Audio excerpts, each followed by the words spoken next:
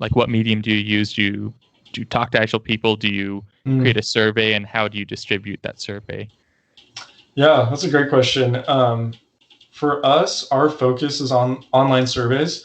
Um, and I think it's an extremely effective way to do it. I would recommend it because it usually will take people out of their sphere of influence. So they can use like a third party panel provider, which is nice. Now, I want to give a caveat to that because third party panel providers, there's a lot of survey scammers and gamers on there.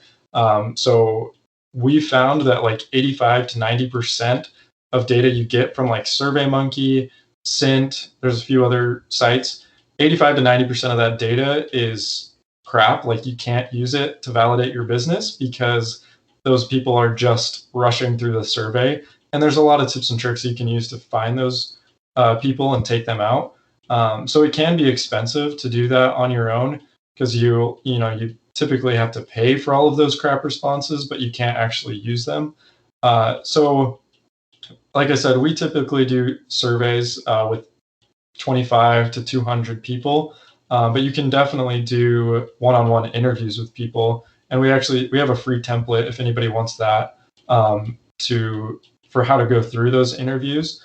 But like I said, on the survey, on the interview, you just need to make sure that you're not biasing your questions and leading people on, and really not trying to sell your product or business. It's actually helpful to think of it as your friend's company. Like, okay, yes, this is your idea, but for this purpose, think of it, okay, my friend is wanting to validate this business, and then try to go to describe the product as succinctly as you can and pretend like this is your friend's company, so you have no emotional connection to it, and you are just trying to validate it for him and get honest, blunt feedback. I really like. I've not heard that about writing a survey and trying to think it like, because that's a good point, especially when it's your idea, it's your baby. Right. There's going to be a lot of emotion thrown into there.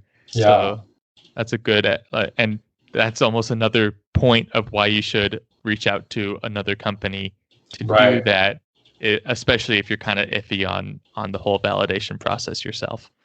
Yeah, and that even goes into the analysis of the results. Like, it's hard because it is your baby, and so you want it to hit a certain score or a certain metric, and you might filter out the data to just barely hit that score. You might filter people out based on the results you want. So again, that's another reason you want somebody that's independent, third party, unbiased to go through the data, because they'll give you more of the cold hard facts, and without any of that emotional connection.